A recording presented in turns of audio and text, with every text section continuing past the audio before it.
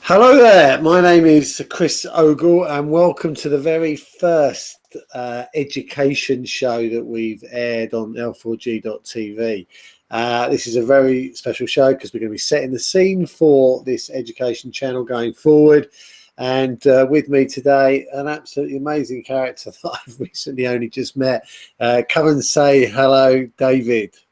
Hello, Chris. Hello, world. I'm finally on TV, Chris. I've been waiting for this moment for a long time. Well, you know, we've recently connected, and it's almost been a whirlwind in one sense, because when we find, I mean, I just posted on Facebook on something that you had put up there, which kind of resonated with me about education, and then we got the opportunity to meet, and then since then we've just kind of been really reaffirming that we're both on the same page with regard to education. That's right.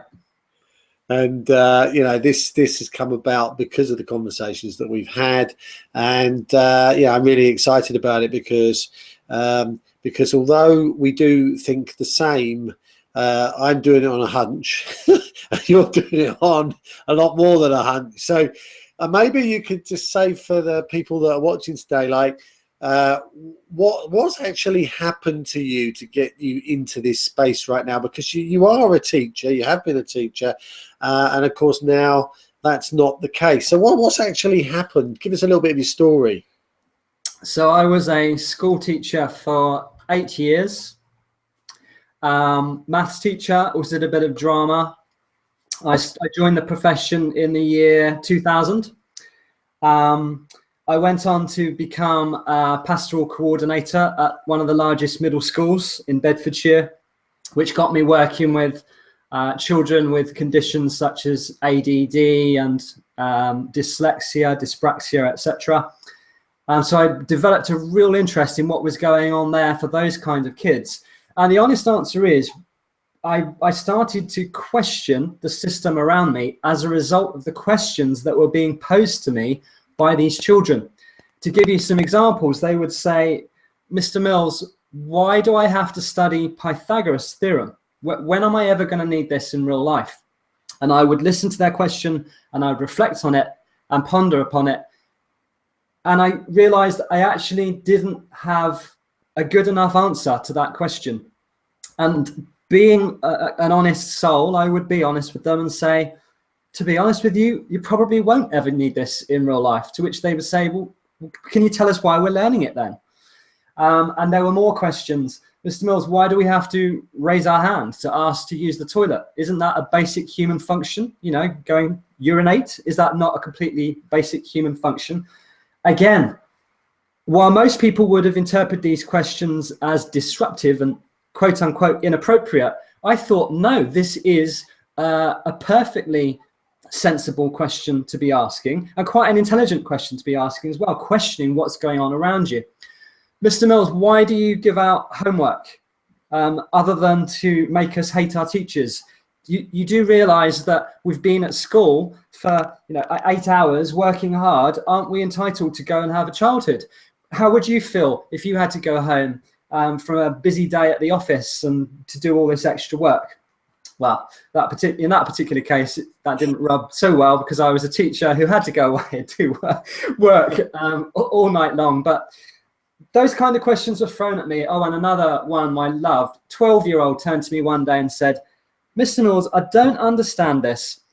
Why is the main way of assessing our learning to sit us in silence without access to books, the internet? We're not allowed to talk to anyone. In the real world, if you've got a problem to solve, you don't sit in silence and deprive yourself of all the resources around you. You get a book, or you check the answer, you Google it, or you collaborate with others to come up with solutions. Why is this the main way of testing us? That came from a 12-year-old, and I thought that was a very, very insightful question to be asking. So there was more and more and more questions that they posed. And I could go on and on. Shakespeare is another one that comes up a lot. Well, who decided that every child needs to study Shakespeare? I thought, that is a good question. Why? there seems to be an assumption that if you haven't studied Shakespeare, then somehow you're going to be held back in life. Is that necessarily true? So what they got me to do was to start questioning and examining the unconscious assumptions that we make about education. And these assumptions or presuppositions would have arisen as a result of the advent of the industrial age, because the school system is fundamentally a creation of the industrial age. It is what I describe an outside-in paradigm of education, designed to, and by outside in, I essentially mean a do-as-you're-told approach to education, because that's what we needed in the industrial age. We needed a pliant, obedient workforce who would do as they were told.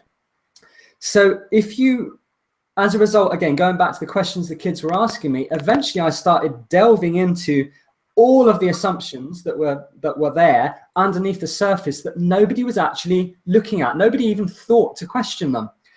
And if you can imagine the education system being a table, as this is this kind of the metaphor that I used, I realized that I'd spent 8 years being very passionate about wanting to improve things in the education system.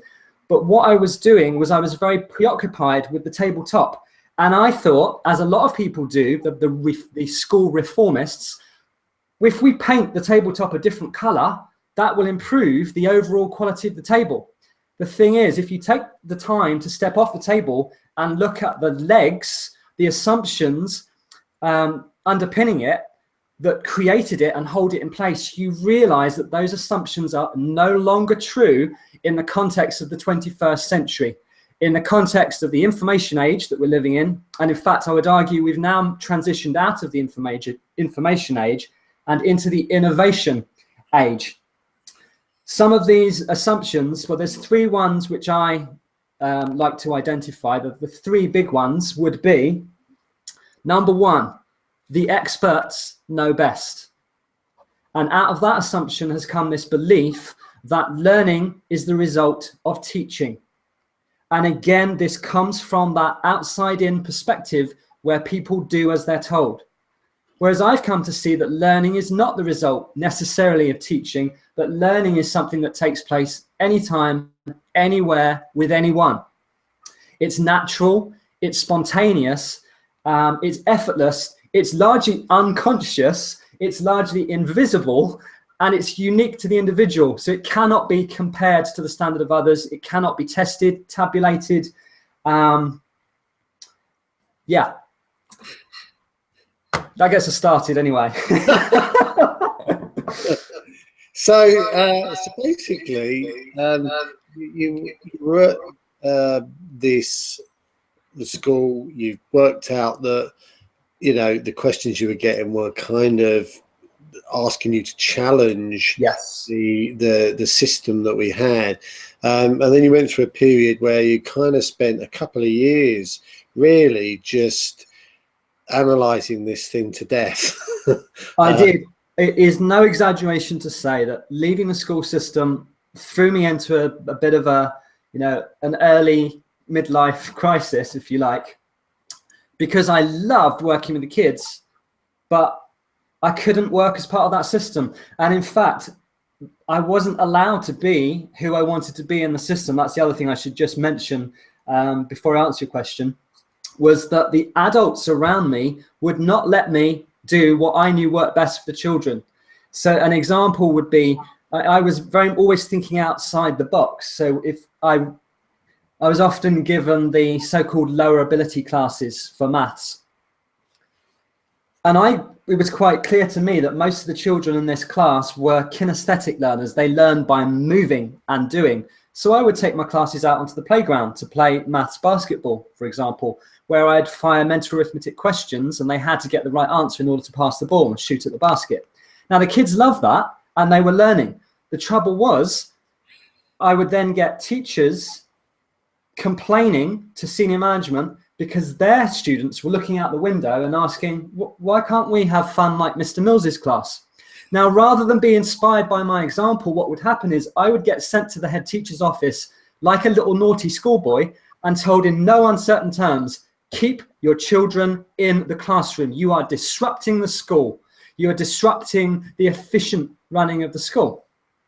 So it wasn't just the children's questions. It was also the fact that I was being hemmed in and told I couldn't do this, I couldn't do that. I tried to include group work, cooperative learning, because I'd done some research. The Americans are a bit more forward thinking in regards to that. And I'd have senior management figures coming into my room and saying, the noise level is unacceptable. Classrooms are supposed to be quiet. Well, of course, when everybody's talking, there's going to be more noise. But again, that's an example of an assumption that learning takes place in silence. No, it doesn't. True learning often takes place through talking and collaboration. So that's just two examples. Right, to go back to your question though, which was what happened when I left. So yeah, I sunk into a bit of an oblivion. I was like, what do I do with my life now? And something inside me just drove me to examine the school system, the existing system, in meticulous detail. And it's no exaggeration to say that I spent the best part of 2 years, almost 24 hours a day, to the point where my family and friends were like, what is wrong with this guy? Why, David, are you spending all your time in this bubble of isolation examining the school system?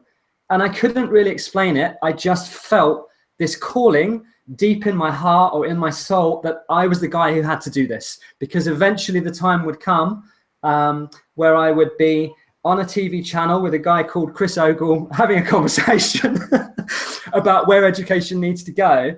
And it would require somebody who has studied it to that depth and understands the true issues and what we can replace it with.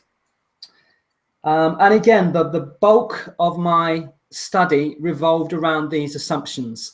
And this is what people who have any issues with anything I have to say, it tends to be because they haven't taken the time to look at these underpinning assumptions.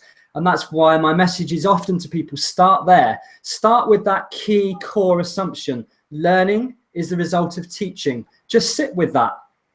You know, examine it and ask yourself, is that true? Look at your own life. And it's not good enough to me for somebody to turn around and say, David, the school system is such, it's like it become, it's a part of the fabric of society. There is no alternative to it.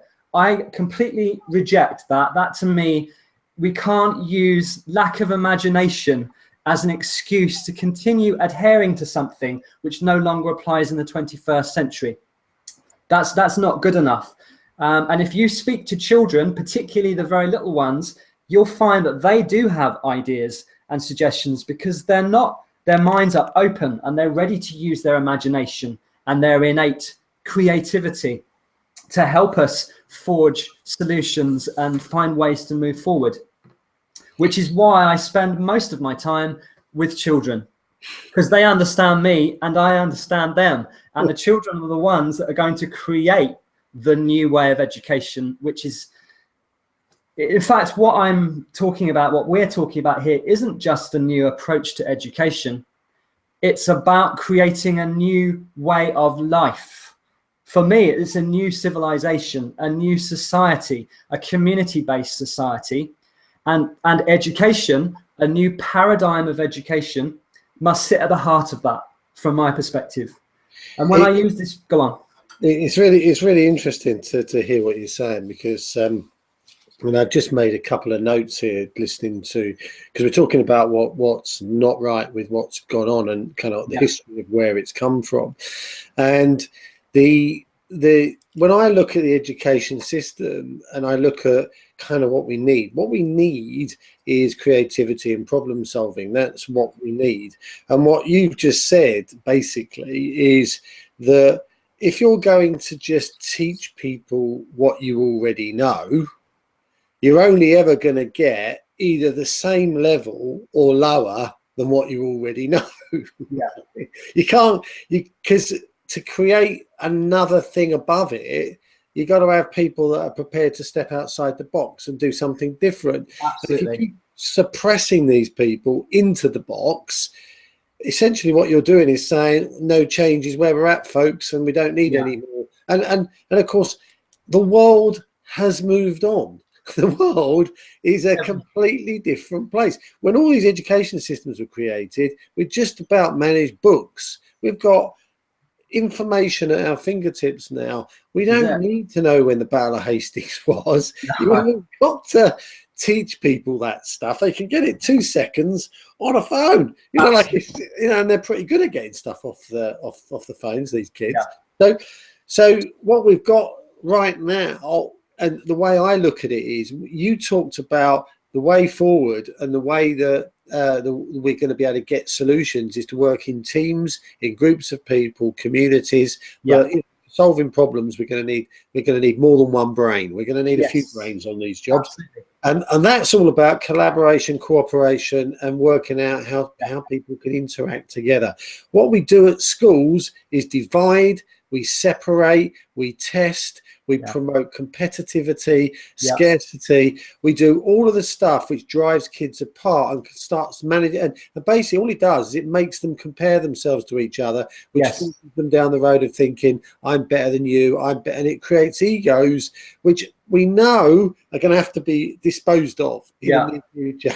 Right. So the system is about creating or perpetrating what we had. It's got no capability to create what we're going to need. And when you say it needs to change in its entirety, of course it has to, because we don't need what we're doing now.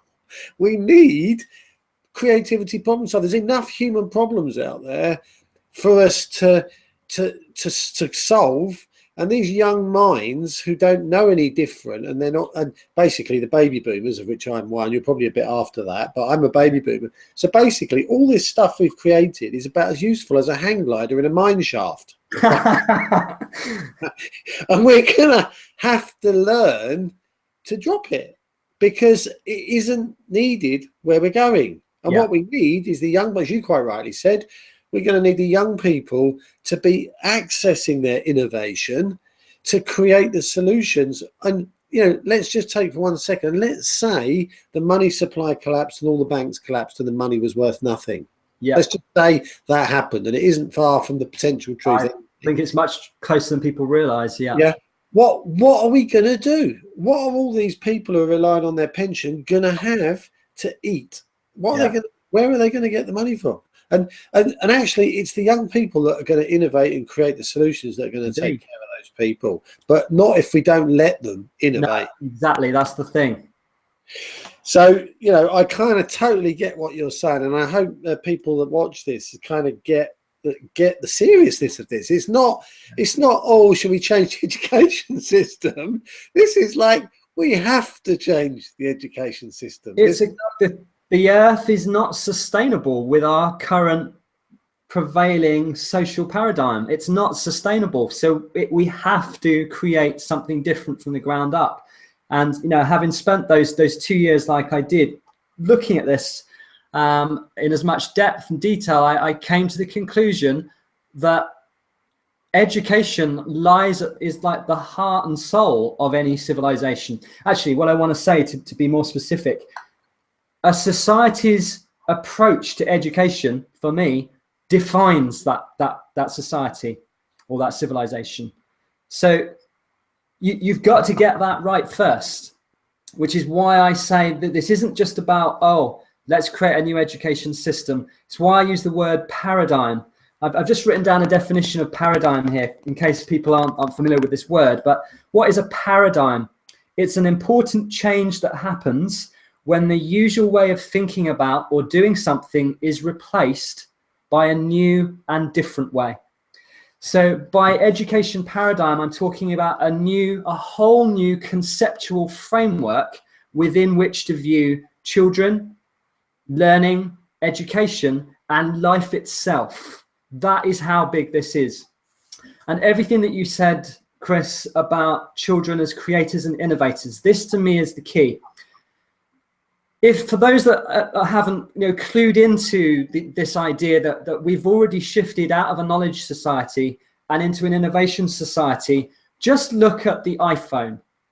Look at what Steve Jobs did. Now, regardless of your opinions of Apple, I've been reading some feedback here and there. People are unhappy. They feel that Apple take advantage of customers, blah, blah, blah. Regardless of all that, Steve Jobs effectively revolutionized society, firstly with the iPod, then the iPhone, and then the iPad.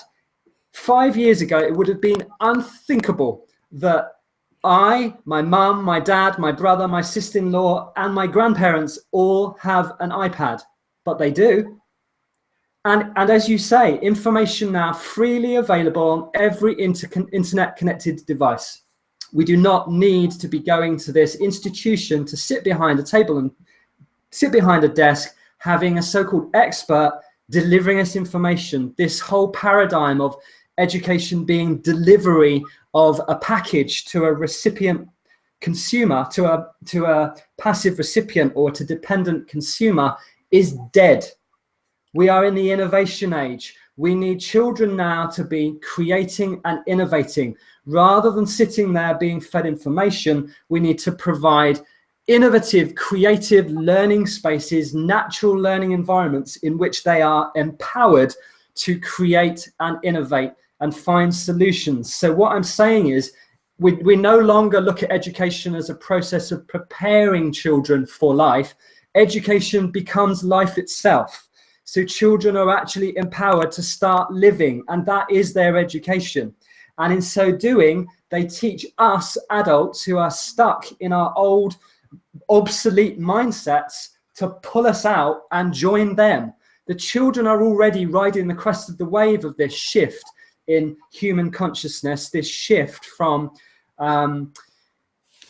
accumulation and acquisition of knowledge to application of knowledge in order to create and innovate. They are leading the way, and it's up to people like you and I, Chris, who have kind of awoken to this reality, to join them, to hold hands with them, to collaborate with them, and to help them start creating and innovating. That's the only way we can show the people who are still, you used a great metaphor, you talked about in the box. It's one that I like to use as well.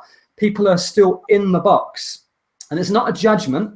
The box is the prevailing paradigm, the prevailing worldview, the prevailing approach to life and education, but it's based on fear. And we've stepped out of that box of fear. We're now living from our hearts.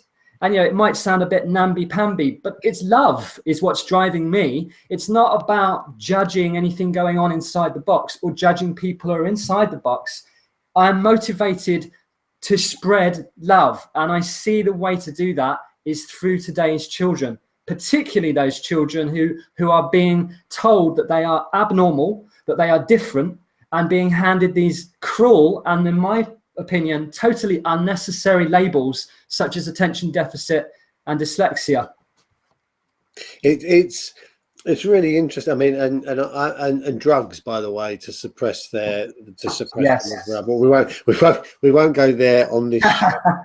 but while you were talking there, I was just reflecting on some of the things that you were saying in terms of the older generation, and it's really interesting because I look at trends. I look at the likelihood of outcomes based on the kind of the thinking of the masses, as it were. And if you look at the baby boomer generation, of which there is a load of us, right, a load of us out there, that generation has been taught to acquire more than their parents had, to have more money than their parents had, and to be more successful than their parents were. And the parents basically encourage that without question. Yeah. And what the baby boomer generation has done is create quite a lot of wealth, and they've got pseudo wealth, and they've got properties and all that kind of stuff. Yeah. And the young people right now are being taught for a world that we had, because we're teaching them the way we got taught, because that's what you know. That's what you knew. And no, that we didn't think anything different. And actually, the internet snuck up on us and has kind of changed the game, and we didn't notice.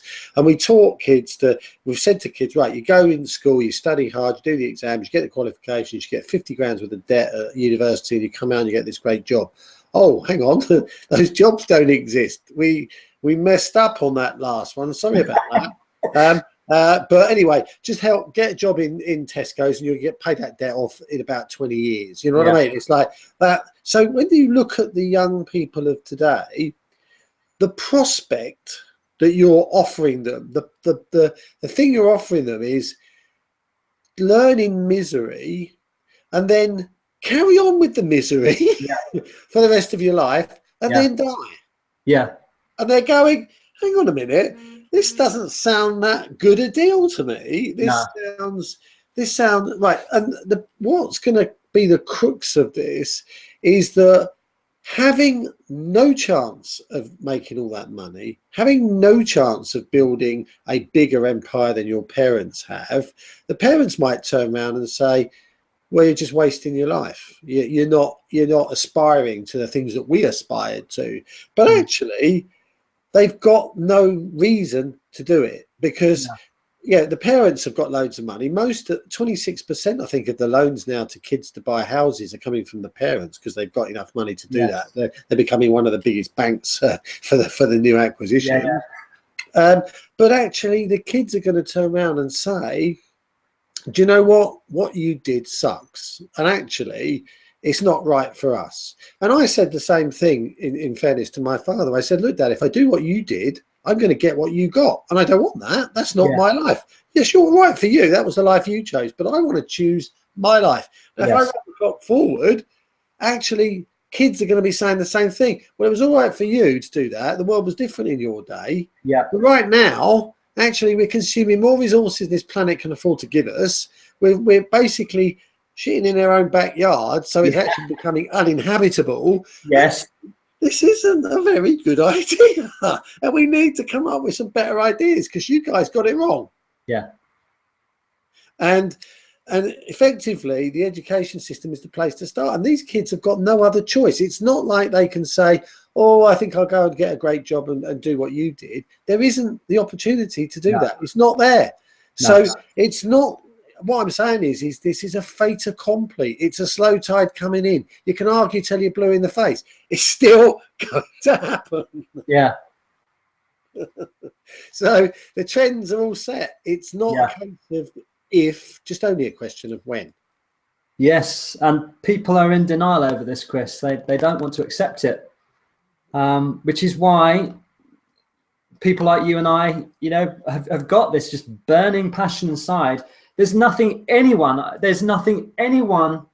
could say to me that will stop me doing what I'm doing. Nothing, because I know how important it is. And it's like there's a higher power as well guiding me. It's not me. There's something working through me saying, you have to do this, David. You've got to lead the way. We need way showers, trailblazers and pioneers. And again, I'm just going to keep coming back to the children because they're the ones, having worked with them. When I left the system, Chris, I spent the last 8 years doing a whole variety of things, but I'm a professional singer and actor as well as doing the education, but I've been working one-to-one with kids, running my own confidence coaching practice for 8 years. And it's working with these children, 99% of whom were kids who didn't, quote unquote, fit in the school, in school, and were therefore struggling. And my job was to help them to realize that actually there was nothing wrong with them at all, that they just think differently. And there's a reason that they don't fit in, because they weren't designed to fit in. They're here to create the new paradigm, the new way of life, living and being that we're talking about. You said about we need to let the children out of the box. That's another word that I use, let. And the let there stands for, I use it as an acronym for listen. We need to listen to the children. E for empower. We need to empower the children. And then the big one. This is the one which people struggle with. I just noticed my battery's going flat. Hold on a sec. The big one is T for trust. And this is huge. What you and I both have in abundance, from my perspective, is trust. We trust in our visions. We trust in our passion. We trust in our purpose. We trust we're going to end up where we're going to end up, where we need to be. The thing is, we're throwing ourselves into the unknown. People living in the box, which I said is a box characterized by fear, are scared of the unknown. In fact, I would say they are terrified of the unknown, which is why they cling on to this idea of jobs and safety and security. They need those things to feel okay. Whereas I don't. I love the unknown and I embrace the unknown. And what I see in these children that I've worked with is that they love the unknown as well. And they want an opportunity to throw themselves into that unknown. So it isn't a case of sitting here. This is the other thing with the trust issue. It isn't a case that Chris and I are sitting here having all the answers. We really don't know all the answers. We've got some ideas, but we don't have the answers. And it's not about having the answers and then moving forward. No, it's a case of let's just take action. Let's move forward. Let's start talking, collaborating, connecting at a community level, and let's start creating and see what happens. As I'm saying that, I've got joy and excitement filling up inside of me. That is thrilling to me that I don't know the answers. But do I need the answers? No, I don't, because who has the answers? The children. If we listen, empower, and trust them, they will lead the way. They will lead us back into the Garden of Eden. They will lead us out of the darkness of our adult conditioned ignorance and back into the light of our childlike innocence. I'm speaking as somebody who has rediscovered their inner child as a result of spending time with children. My 18-month-old niece, and I get quite emotional talking about this, my 18-month-old niece has taught me more about life than any adult I have ever met in my life. She is phenomenal. She is tuned in. She understands what life is all about. She's loving. She's giving, unconditionally loving. She understands that life is an opportunity to be playful. She's creative. She's exploring. And that childlike innocence is what we all need to return to, because that is the key to creating the new earth, the new society, the new civilization. Follow the lead, follow the example being set by your children. They are trying to show you, but you have to listen. You have to observe. And it takes trust, because we were brought up in a world that taught us we could not be trusted. We were taught as children that message, you can't be trusted. And by very virtue of the fact that we're inside that box, which, as I said at the start, is an outside-in paradigm. No, no, no. The experts, the doctors, the scientists, the teachers, the parents, the psychologists, they know best. We must do as they say. Whereas what I've discovered, having stepped outside that box, is no, my intuition knows best. My heart knows best. But it takes trust to follow your heart and to honor your intuition and your instincts, rather than to rely on the old mind-based, intellectual, rationalized approach to life, which is so prevalent inside the box. It's really interesting. You just said something just now. There's a couple of things I want to pick up on, but what you just said there is that the experts know best. And the key here is that the experts are doing something for a reason. Right? They're doing it to boost their ego. They're doing it to increase their wealth. They're doing it for a reason. They're not doing it because they love doing it. They're doing it because whatever it is they're doing, because they want an outcome that benefits them. And what we're seeing is that the institutions and the governments and everything are being unraveled by the authenticity of the internet, which is, I said this back in 2004, I was saying to people, you know, at the end of the day, there's no hiding when everybody's got access to all this information, and it's going to be the massive leveler, because there's no place to go. You are going to be undone if you are being deceived, and we see it the world over now. People just unravel, and what we're we're going to be creating is a situation, the kids are going to create this, where they're not doing it because of money or position or power. Yes. They're doing it because it's going to help people have a better life. It's going to solve human suffering and problems. And this is so huge. This is so much of a different, it's like we've got an unequal world. 62 people have got half the world's wealth. It's like, how obscene and ridiculous is that situation? It's like you can't even comprehend how daft that is, right? All this suffering and misery. And you were saying to a young child, you know, like that coach over there that's full up, they own half the world's wealth. Like that coach over there has got, it's like, how daft is that situation? And consequently, the future is about giving without expecting a return, except for the feeling it has given you being able to do good for somebody else. And that really is the essence of where we're heading. And you said love earlier, and that really is the definition, I guess. And you mentioned, I'll come back to a couple of other points. You mentioned the point about being excited about not knowing where we're going, right? Now, people say, that might sound bizarre to some people, but but what's happened is that you've got an Anita Roddick of the Body Shop. She said this. She said, learn to nest in the gale. Right. Nice. Be comfortable when everything around you is changing. Right now, I don't believe she said that for the same reason I'm saying it. Okay.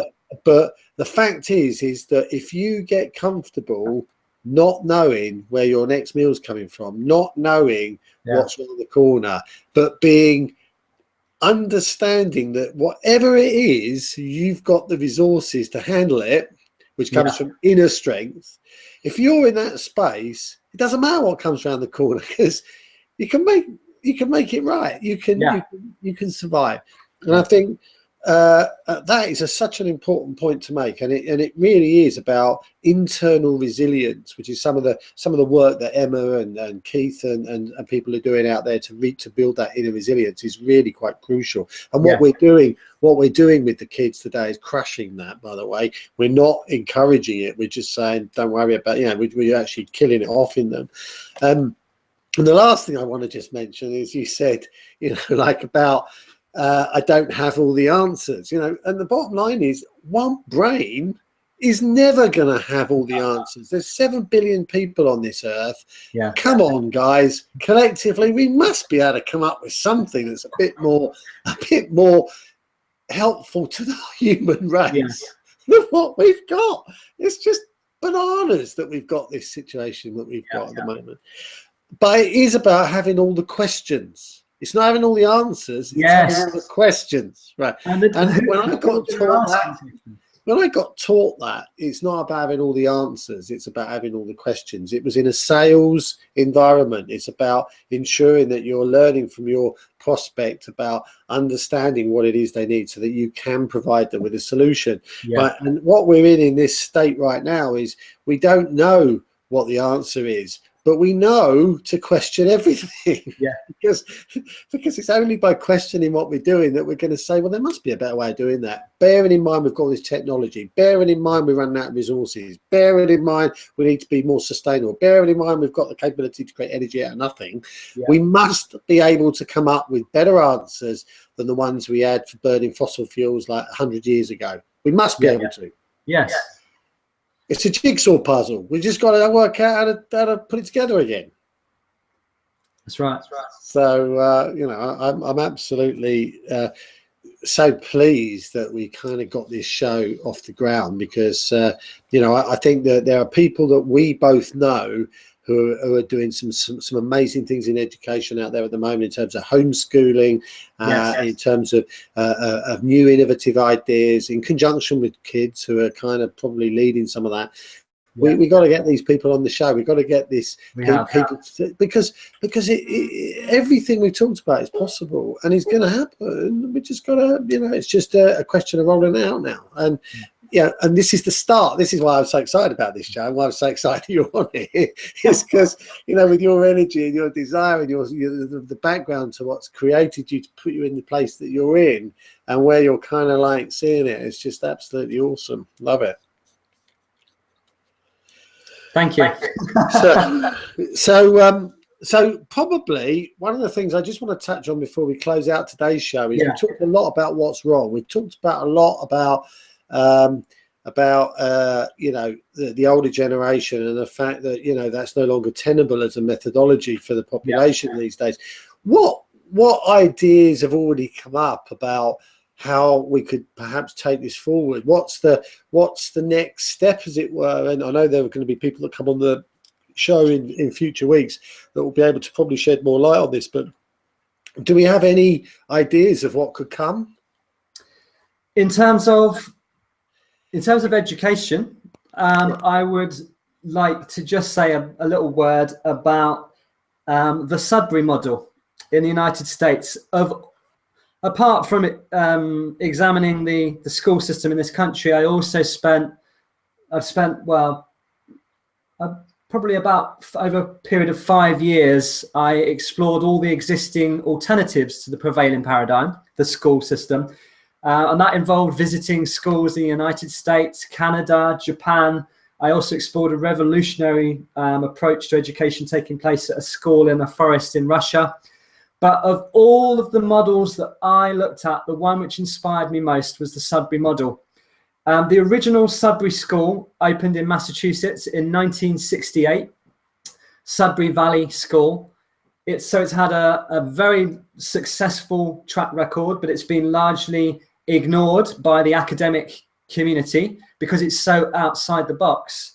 But what they've got there is a working example of, so just to, in a nutshell, in a Sudbury model, in a Sudbury school, so they do call it a school, children have the freedom to pursue their own interests, their own passions, within the framework of a fully participatory democracy, where every single member of that community, including the youngest, and in most Sudbury schools, the youngest is 5 years old, right up to the oldest adult, has a potentially equal say in the running of the school. Now, I say potentially because the opportunity is there, but often younger kids aren't so interested in the actual political side of the organization and running of a school. But in a Sudbury school, the children are running the school as part of their education.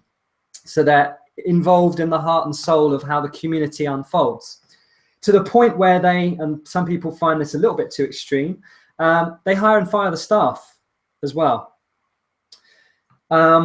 They're involved because they get to choose how they spend their days, which again this is a very frightening prospect for some people, who immediately throw back at me, well, if children are just given the freedom to do whatever they want, you know, they will abuse that trust and they'll end up doing nothing. And I understand why people are saying that, because in their mind, they're imagining children in the existing system. They're imagining like these kids with ADD, for example, who they consider disruptive and they don't want to be in school and they don't want to learn, because that's their definition of learning, is sat in a school classroom. They imagine lifting those children out of the box and then dropping them into this new paradigm that I'm talking about. And they're like, David, that won't work. Of course it won't work, because those children have been brought up in an environment where they didn't have the freedom to actually find out who they were inside. They didn't have the freedom to pursue their own choice of interests and to actually connect with their own innate passions. What I saw taking place in these Sudbury schools is that the children have complete freedom to figure out who they are and to connect with what they are truly passionate about. They're already asking questions at the age of 6 or 7 about, what do I want to do with my life? What would I like to create? How can I make a difference in the world? Who am I? What is my purpose? They grow up to be very resourceful, resilient individuals who understand their place in the world and feel empowered enough to make a difference. And this is the great thing about it. They don't take tests. They don't take any exams. There's no kind of external evaluation of anything that they do. The children are self-evaluating their every moment in this revolution. Well, it's not revolutionary, as I say. 1968, the first one opened, and there's I don't know exactly how many, but there's Sudbury schools now all over the world. And if anybody is completely unfamiliar with it, I strongly recommend checking out the Sudbury Valley School website and reading the hundreds of articles that are there. There's books which you can buy to read about the model.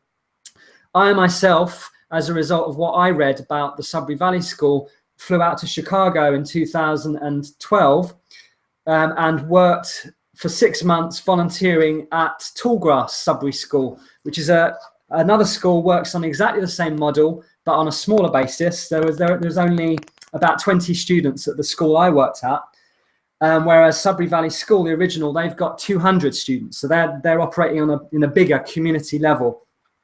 That model, to me, Chris, is a wonderful, wonderful and very inspiring example of where we can go. Now, the thing is, these Sudbury schools at the moment are operating kind of in isolation. What I see happening is that approach, where everyone is working together and adults and children are treated as equals and everybody is learning together. There's none of this, oh, they don't call them teachers, by the way, in a Sudbury school. They're called staff, just staff. And they're seen as resources, people who have life experience behind them. And the children tap into these people for information, but they're not relying on them to, quote unquote, teach them. The children are free to learn what they want to learn. But as I say, they're operating kind of in isolation, pockets of isolation all around the world. But that model is such a wonderful and inspiring example of what's possible. And if you were to expand that to incorporate the whole community, and to me, that's what I feel you're doing with the Link for Growth network, that with this infrastructure, this alternative infrastructure for learning and living and all the various other branches that come off of it, that's starting to spread around the UK. That's what we can do. It's all about community. We're going back to that word collaboration again and working together. But yeah, in answer to your question, of all of the educational models that I have studied, the Sudbury model, which originated with the Sudbury Valley School in Massachusetts, check it out. Please, people, check it out and read what you read with an open mind, because what they did was they jettisoned all preconceived notions of learning, education. They said, let's start from the ground up. And they did it in the 1960s, which was, you know, a bit of a revolutionary time. So there are aspects of the model which I'm not necessarily 100% resonating with now. Like everything, we have to evolve with the time. And the biggest issue for me with the school system is it isn't evolving with the time. It's trying to, but with the best will in the world, you cannot reform a system based on obsolete assumptions. At least the Sudbury model has the freedom to evolve with the times. That's what I love about it. And we need something along those lines to get us started in this country. There was a group in Frome in Somerset who tried to open a Sudbury school, and guess what? The government said no. They shut it down, the idea, because, and I have to laugh, the reason it was shut down is because the government said, how are you going to ensure that your teaching objectives are fulfilled? It was a typical example. I think it was Michael Gove. Was he the education secretary? I think it was Michael Gove. That was his response. That is a typical example of somebody interpreting a completely outside the box approach to education, but looking at it through the eyes of what currently exists, the prevailing paradigm. So I can't stress that enough. If you're, people tuning into this who aren't, haven't really given any thought to an alternative to the school system, if you go and look at the Sudbury Valley School website, if you reflect on what I'm saying, you must do so with an open mind. You can't interpret anything that Chris or myself is saying from the context of the box. you have to make at least an effort to step outside the box and consider an alternative. I feel that's such an important point to make, Chris, because people often just want to shut me down and say, you're wrong. And it's because from their perspective, I am wrong, but that's because they haven't stepped outside the box. And until you have, all you know is the box. I can give you absolutely right. And I can give you a classic example of that, which is marketing in the modern era. So people want to measure successful marketing, but when you've got social media, it's like it's immeasurable because you have no idea where your business is going to come from. It could be that somebody saw something, talked to somebody who then knew somebody, and then you got some business. But when they actually approach you and give you the business, you don't know where it came from. No. You've got no way of knowing, and consequently, it's immeasurable. You can't apply the old techniques of measuring success of marketing on the new paradigm because there's no way. Some of the things that you were saying there, were just to sort of close off really, was really interesting, which is, if you took kids and forget the current paradigm, even just take you and me, and let's say we were a lot younger and you stuck in a place, and our ability, and what we were doing in that place was the ability to access people who'd been around the block a few times, and actually get on and like learn stuff that we really wanted to, and we had the chance to fire the teachers, right? Yes. The fact is, you wouldn't fire someone who was helpful, exactly, trying to understand you, trying to do their best for you, giving you all they've got. You wouldn't fire them, would you? No. You'd fire the belligerent ones who just keep telling you off or whatever because they're locked in the box. You would. So, I know people who are nice. As adults, if people are nice to you, you're nice back, aren't you? Just a simple thing. Yeah. And if you don't like them, because they're not very nice, you fire them as friends, right? You just don't associate yourself with them anymore because why would you want to be around people who make you unhappy? It's like it's just daft. So absolutely giving kids the power to basically say you're doing a rubbish job or you're not doing a rubbish job puts a massive emphasis on the staff to actually put in a bloody load of effort to help these kids. Yeah. And what we need now more than anything is more people like you and I who are prepared to listen to those children who are stuck in the box, stuck in the system, feel that no one is listening, nobody cares, and connect them and provide platforms upon which they can stand and speak. And, TV channels like this, what I'm really keen to do, Chris, is get some kids on here, and I'll be happy to interview them if you think that would work. Brilliant. Yeah. I mean, they're going to take to this like a duck to water. I'm sure they are. So fabulous stuff. Well, look, I think we probably made a fabulous start. I do hope that we get people watching this, and I'll obviously promote it about, and I'm sure you will, but get people watching this and actually saying, do you know what? There's something here. I don't know quite what it is, but there's something here, and they're not like on some acid or something. Some people think I am. I know it. These guys actually have a view which is worth exploring because we can't carry on like we are. That's the bottom line. Yeah. Brilliant. All right. Well, let's call it a wrap. We're going to be doing this TV show bi-weekly. It's always going to be at 6:30 till 7:30. That's the sort of time slot. It might finish early if we've done the job, as it were. But if you're interested in coming on the show, do get hold of one of us, David Mills and Chris Ogle. Do connect with us. We'd love to hear stories of people who've done things, and this is about communication. It's about getting all the alternatives on the table. It's about getting kids involved. It's about asking them what they want, not imposing another system that doesn't work for them. We don't want that. This is a fantastic opportunity. It is never going to be the same as it was. So the great news about this is that the future is ours. It's for the young people to create. And guess what? The canvas is blank. It is fantastic chance here. We just got to get behind them and help them do it. Anything to close on, David? Or Can I just say, if anybody wants to contact me, probably the best place is my website. I call myself the Silent Life Coach. So my website is silentlifecoach.com. And all the information you could ever want about me is there. Links to my blog, If you want to learn more about what I call the EduSpire paradigm, which is my proposed it's my attempt to conceptualize everything we've just been talked about, that we've just been talking about, then you'll find that there at my website, silentlifecoach.com. I'm also, of course, on Twitter and Facebook, but all the links are there at the website. Fantastic stuff. And if you want to thank you so much, those who have tuned in and those who listen after the event. Really, really appreciate your support.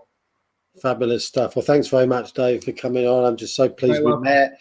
Universe conspiring to help things go along in the right direction. I think that's what we can draw from this. If you want to get hold of me, just you can find my Twitter account, which is just Chris Ogle, Ogle. Just go follow me on there and drop me a note, and I'll be happy to respond and get you connected wherever's right for you. So thanks for watching. Thanks for going to watch if it's a future thing, and we'll see you in a couple of weeks' time. So thanks, David, and have a good evening. Thank you, Chris. Absolute pleasure. You too. Take care. Bye, everybody. Yeah, cheers, everyone. Bye now.